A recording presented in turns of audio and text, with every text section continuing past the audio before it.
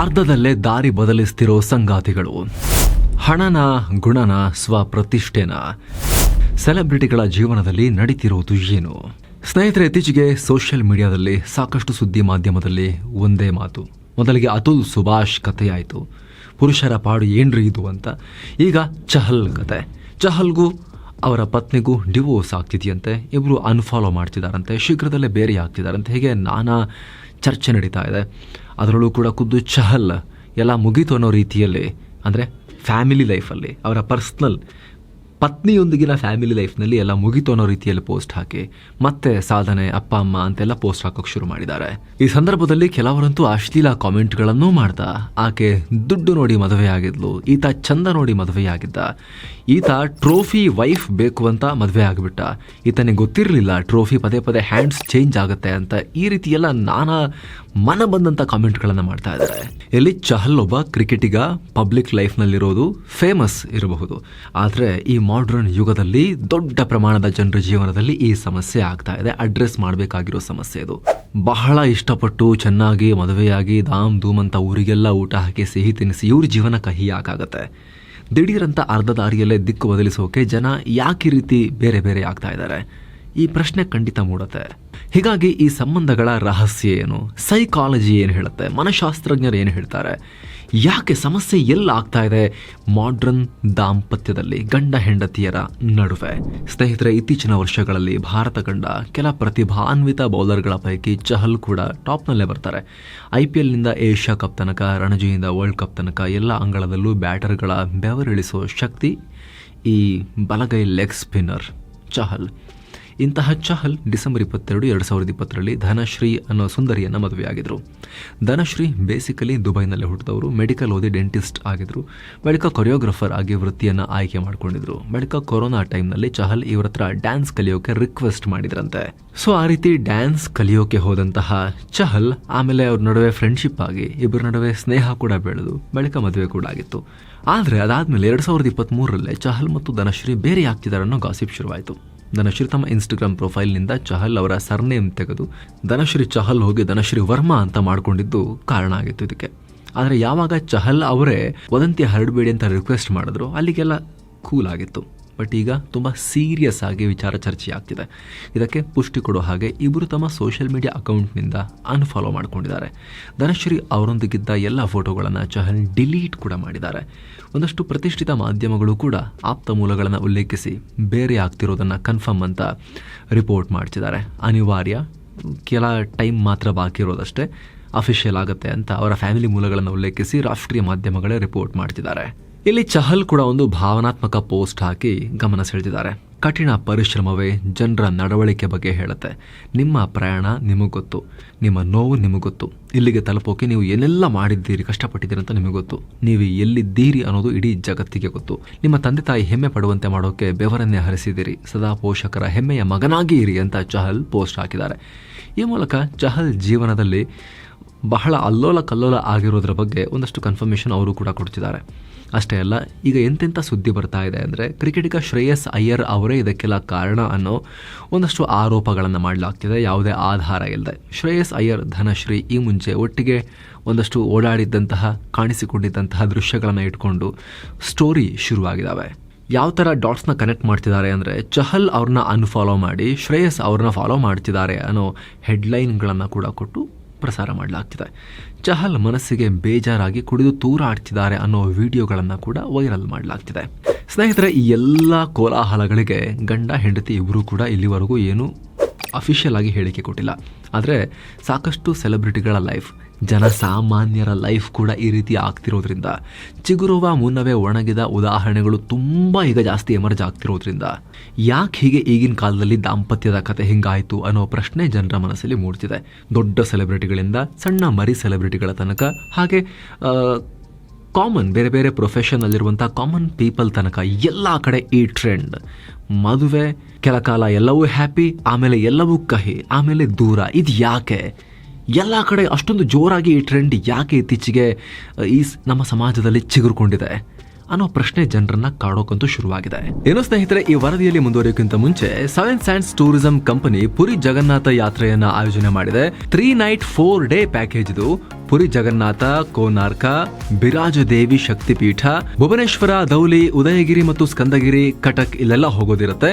ಕೇವಲ 31,500 ರೂಪಾಯಿಗೆ ಈ ಪ್ಯಾಕೇಜ್ ಇದೆ. ಇದರಲ್ಲಿ ಫ್ಲೈಟ್ ಟಿಕೆಟ್, 3 ಸ್ಟಾರ್ ಹೋಟೆಲ್ನಲ್ಲಿ ಸ್ಟೇ, ಎಲ್ಲ ರೀತಿ ಊಟದ ವ್ಯವಸ್ಥೆ, AC ಟ್ರಾನ್ಸ್ಪೋರ್ಟ್, 24/7 ಟೂರ್ ಮ್ಯಾನೇಜರ್ ನಿಮ್ ಜೊತೆಗೆ ಇದ್ದು ಹೆಲ್ಪ್ ಮಾಡ್ತಾರೆ. ಇದೆಲ್ಲ ಸೇರಿ 31,500 ರೂಪಾಯಿ. ಹೊರಡೋ ದಿನ 11 ಫೆಬ್ರವರಿ 2025. ಕೆಲವೇ ಸೀಟುಗಳು ಲಭ್ಯ. ಆಸಕ್ತರು ಈ ಕೂಡಲೇ ಈ ನಂಬರ್ಗೆ ಕಾಲ್ ಮಾಡಿ ನಿಮ್ಮ ಸೀಟನ್ನ ಕೂಡ ಬುಕ್ ಮಾಡಬಹುದು. ಸೆಲೆಬ್ರಿಟಿಗಳಲ್ಲೇ ಸಂಬಂಧ ಹಾಳಾಗೋದು ಯಾಕೆ ಸ್ನೇಹಿತರೆ? ಹಾಗೇನಿಲ್ಲ. ಸಾಮಾನ್ಯ ಜನರ ಜೀವನದಲ್ಲೂ ಕೂಡ ಸಿನಿಮಾ, ಕ್ರಿಕೆಟ್ ಹೊರತುಪಡಿಸಿ ನಾರ್ಮಲ್ ಆಫೀಸ್ ಯಾವ್ದಾದ್ರು ಒಂದು ಕಂಪನಿಲಿ ಕೆಲಸ ಮಾಡ್ತಿರೋರ ಲೈಫ್ನಲ್ಲೂ ಕೂಡ ಈ ಥರದ್ದು ತುಂಬಾ ಆಗ್ತಾ ಇದೆ. ಹೇಳಿದ್ವಲ್ಲ, ದೊಡ್ಡ ಸೆಲೆಬ್ರಿಟಿ, ಮರಿ ಸೆಲೆಬ್ರಿಟಿ, ಸ್ಮಾಲ್ ಸೆಲೆಬ್ರಿಟಿ ಜೊತೆಗೆ ಸಾಮಾನ್ಯ ಜನರ ಜೀವನದಲ್ಲೂ ಕೂಡ ಇದು ತುಂಬಾ ಆಗ್ತಿದೆ ಇತ್ತೀಚಿನ ದಿನಗಳಲ್ಲಿ. ಅಮೆರಿಕದಲ್ಲಂತೂ 50% ಅರ್ಧಕ್ಕರ್ಧ ಮದುವೆಗಳು ಡಿವೋರ್ಸ್ನಲ್ಲಿ ಎಂಡ್ ಆಗ್ತಿವೆ. ಭಾರತದಲ್ಲಿ ಇದು 1-2% ಅಷ್ಟೇ ಇದೆ. ಆದರೆ ಎಷ್ಟೋ ಸಂದರ್ಭಗಳಲ್ಲಿ ಭಾರತದಲ್ಲಿ ಡಿವೋರ್ಸ್ ಅನ್ನೋ ಪದಕ್ಕೆ ಹೆದರಿ, ಸಮಾಜಕ್ಕೆ ಹೆದರಿ, ಇಷ್ಟ ಇಲ್ಲದ್ರೂ ಕೂಡ ಅವರವರ ದಿಕ್ಕನ್ನು ಅವರವ್ರು ನೋಡಿಕೊಂಡು ಹೆಸರಿಗೆ ಮಾತ್ರ ಒಟ್ಟಿಗೆ ಇರೋ ಎಕ್ಸಾಂಪಲ್ಸ್ ಕೂಡ ತುಂಬಾ ಇದಾವೆ ಭಾರತದಲ್ಲಿ. ಇದಕ್ಕೆಲ್ಲ ಏನು ಕಾರಣ? ಜನ ಮಾಡ್ಕೊಳ್ಳೋ ಆಯ್ಕೆಗಳು. ಅವ್ರು ಆಯ್ಕೆ ಮಾಡ್ಕೊಳ್ಬೇಕಾದ್ರೇ ಪ್ರಯಾರಿಟಿ ಸರಿಯಾಗಿಲ್ಲದೆ ಯಾವ್ಯಾವುದೋ ಬೇರೆ ಪ್ರಯಾರಿಟಿಗಳನ್ನು ಇಟ್ಕೊಂಡು ವೈಯಕ್ತಿಕವಾಗಿ ಇಬ್ಬರು ಹೊಂದಾಣಿಕೆ ಆಗ್ತೀವ ನೋಡದೆ ಬೇರೆ ಬೇರೆ ವಿಚಾರಗಳಿಗೆ ಮಹತ್ವ ಕೊಟ್ಟು, ಚಂದ, ದುಡ್ಡು ಇತ್ಯಾದಿಗಳಿಗೆ ಮಹತ್ವ ಕೊಟ್ಟು ಹಾಳು ಮಾಡ್ಕೊಳ್ತಿದಾರ ಅನ್ನೋ ಪ್ರಶ್ನೆಗಳನ್ನು ಕೂಡ ಇಲ್ಲಿ ಚರ್ಚೆ ಮಾಡಲಾಗ್ತಿದೆ. ಸೌಂದರ್ಯ, ಫಿನಾನ್ಷಿಯಲ್ ಬ್ಯಾಕ್ಗ್ರೌಂಡ್ ಇದೆಲ್ಲವನ್ನ ಮೀರಿ ಪರಸ್ಪರ ಅರ್ಥ ಮಾಡಿಕೊಂಡ ಶುದ್ಧ ಪ್ರೇಮವು ಮದುವೆಗೆ ಮಾನದಂಡ ಆಗಿದ್ರೆ ಇಷ್ಟು ಸಮಸ್ಯೆ ಬರೋಲ್ಲ ಅನ್ನೋ ವಿಚಾರ. ಬಟ್ ಈ ಕೊನೆ ಮಾನದಂಡ ಬಹಳ ಅಪರೂಪದಾಗ ಹೋಗಿದೆ. ಮದುವೆ ಅನ್ನೋದು ಗಿವ್ ಅಂಡ್ ಟೇಕ್ ವ್ಯಾಪಾರ, ವಹಿವಾಟು ರೀತಿ ಆಗಿ ಹೋಗಿದೆ. ಅದರ ಪರಿಣಾಮ ಆ ಕುಟುಂಬದ ದೀರ್ಘಾವಧಿ ಜೀವನದ ಮೇಲೆ ನೆಗೆಟಿವ್ ಆಗಿ ಪರಿಣಾಮ ಬೀರ್ತಾ ಇದೆ. ಸೈಕಾಲಜಿಯ ರಿಲೇಶನ್ಶಿಪ್ ಸೈನ್ಸ್ನಲ್ಲಿ ಬರೋ ಇಂಟರ್ ಡಿಪೆಂಡೆನ್ಸಿ ಥಿಯರಿ ಪ್ರಕಾರ ಸೆಲೆಬ್ರಿಟಿಗಳಿಗೆ ಬಹಳಷ್ಟು ಆಲ್ಟರ್ನೇಟಿವ್ ಆಪ್ಷನ್ಸ್ ಇರುತ್ತೆ. ಸೆಲೆಬ್ರಿಟಿಗಳ ವಿಚಾರಕ್ಕೆ ಬಂದರೆ ಅದರಲ್ಲೂ ಕ್ವಾಲಿಟಿ ಆಲ್ಟರ್ನೇಟಿವ್ಸ್ ಇರುತ್ತೆ. ಅಂದರೆ ಒಬ್ಬ ಸೆಲೆಬ್ರಿಟಿ ಅವರ ಸದ್ಯದ ಪಾರ್ಟ್ನರ್ ಜೊತೆ ಚೆನ್ನಾಗಿಲ್ಲ ಅಂದರೆ ಅವರ ಮುಂದಿನ ಸಂಭಾವ್ಯ ಪಾರ್ಟ್ನರ್ಗಳು ಈಗಿನ ಪಾರ್ಟ್ನರ್ಗಿಂತ ಬೆಟರ್ ಅನ್ನೋ ಮೆಂಟಾಲಿಟಿಯಲ್ಲಿರ್ತಾರೆ. ಹಾಗಾಗಿ ಸದ್ಯದ ಪಾರ್ಟ್ನರ್ ಜೊತೆ ಸ್ಟ್ರಾಂಗ್ ಕಮಿಟ್ಮೆಂಟನ್ನು ಹೊಂದಿರೋದಿಲ್ಲ ಅಂತ. ಕೆಲವೊಮ್ಮೆ ಸಂಬಂಧ ಚೆನ್ನಾಗಿದ್ರೂ ಕೂಡ ಕೆಲ ನಿರೀಕ್ಷೆಗಳು ಅವ್ರನ್ನ ಬೇರೊಬ್ಬರ ಕಡೆಗೆ ಸೆಳೆದು ಕಮಿಟ್ಮೆಂಟ್ ಹಾಗೂ ವ್ಯಕ್ತಿ ನಿಷ್ಠೆಯನ್ನು ಹಾಳು ಮಾಡ್ತವೆ. ಇದು ದಾಂಪತ್ಯ ದ್ರೋಹಕ್ಕೂ ಕಾರಣ ಆಗ್ಬೋದು. ಅಂದರೆ ಸಾಮಾನ್ಯ ಭಾಷೆಯಲ್ಲಿ ಹೇಳೋದಾದರೆ ಅಕ್ರಮ ಸಂಬಂಧಗಳಿಗೆ ಎಡೆ ಮಾಡಿಕೊಡ್ಬೋದು. ಇದರಿಂದಲೂ ದಾಂಪತ್ಯ ಮುರಿದು ಬೀಳ್ತಾ ಇದೆ. ಎಗೇನ್ ಇದು ಕೇವಲ ಸೆಲೆಬ್ರಿಟಿಗಳಿಗೆ ಮಾತ್ರ ಸೀಮಿತ ಆಗಿಲ್ಲ. ಆರ್ಥಿಕ ಪರಿಸ್ಥಿತಿ ಜಗತ್ತಿನಾದ್ಯಂತ ಇಂಪ್ರೂವ್ ಆಗ್ತಿದ್ದ ಹಾಗೆ ಇಂಡಿಪೆಂಡೆಂಟ್ ಆಗಿರ್ತೀನಿ, ಇಂಡಿಪೆಂಡೆಂಟ್ ಲೈಫ್ ಸ್ಟೈಲ್ ಬೇಕು, ನಾನು ಬೇರೆ ನೀನು ಬೇರೆ ನಾನು ಬೇರೆ ಅನ್ನೋ ಮೈಂಡ್ ಸೆಟ್, ನನಗೂ ವೈಯಕ್ತಿಕ ಸ್ವಾತಂತ್ರ್ಯ ಇದೆ ಅನ್ನೋ ಮೈಂಡ್ ಸೆಟ್, ಆ ಕುಟುಂಬದ ಒಳಗೆ ಅಗೇನ್ ಪ್ರತ್ಯೇಕ ಚಿಕ್ಕ ಚಿಕ್ಕ ಯೂನಿವರ್ಸ್ಗಳನ್ನು ಕ್ರಿಯೇಟ್ ಮಾಡಿಕೊಂಡು, ಬಬಲ್ಗಳನ್ನು ಕ್ರಿಯೇಟ್ ಮಾಡಿಕೊಂಡು ಅವರೇ ವಾಸಿಸೋದು. ಇದು ನನ್ನ ಝೋನು, ಅದು ನಿನ್ನ ಝೋನು, ನನಗೆ ಸ್ಪೇಸ್ ಕೊಡು, ನಿನ್ನ ಸ್ಪೇಸ್ ಇರಲಿ. ಈ ರೀತಿಯ ಮೈಂಡ್ ಸೆಟ್ಗಳಿಂದಲೂ ಕೂಡ ಆ ಫ್ಯಾಮಿಲಿಯ ಒನ್ನೆಸ್, ನಾವೆಲ್ಲ ಒಂದು ಫ್ಯಾಮಿಲಿ ಗೋಲ್, ಇವೆಲ್ಲ ಕಮ್ಮಿಯಾಗಿ ಫ್ಯಾಮಿಲಿಯ ಒಳಗೆ ಅಗೇನ್ ಇಂಡಿಪೆಂಡೆಂಟ್ ಬಬಲ್ಗಳು, ಇಂಡಿಪೆಂಡೆಂಟ್ ಸ್ಪೇಸ್ಗಳು, ಝೋನ್ಗಳು, ಯೂನಿವರ್ಸ್ಗಳು ಕ್ರಿಯೇಟ್ ಆಗಿ ಸಾಮಾನ್ಯ ಜನರ ಜೀವನದಲ್ಲೂ ಕೂಡ ಈ ಸಮಸ್ಯೆ ಕಾಣಿಸ್ತಾ ಇದೆ. ಹಾಗೆ ಕೆಲವೊಂದು ಸಲ ಸಂಗಾತಿ ಒಂದು ನಿರ್ದಿಷ್ಟ ಉದ್ದೇಶಕ್ಕಾಗಿ ಮದುವೆ ಆದರೆ, ಓಕೆ, ಗಂಡು ಹೆಣ್ಣು ನಮ್ಮಿಬ್ಬರಿಗೆ ತುಂಬ ಕಂಪ್ಯಾಟಿಬಿಲಿಟಿ ಇದೆ, ನಾವು ಜೀವನ ಪರ್ಯಂತ ಚೆನ್ನಾಗಿರ್ತೀವಿ, ಒಂದು ಹೊಸ ಫ್ಯಾಮಿಲಿಯನ್ನು ಇಲ್ಲಿಂದ ಸೃಷ್ಟಿ ಮಾಡ್ತೀವಿ, ಕ್ರಿಯೇಟ್ ಮಾಡ್ತೀವಿ ಅನ್ನೋ ಉದ್ದೇಶವನ್ನು ಹೊಂದಿರುತ್ತೆ.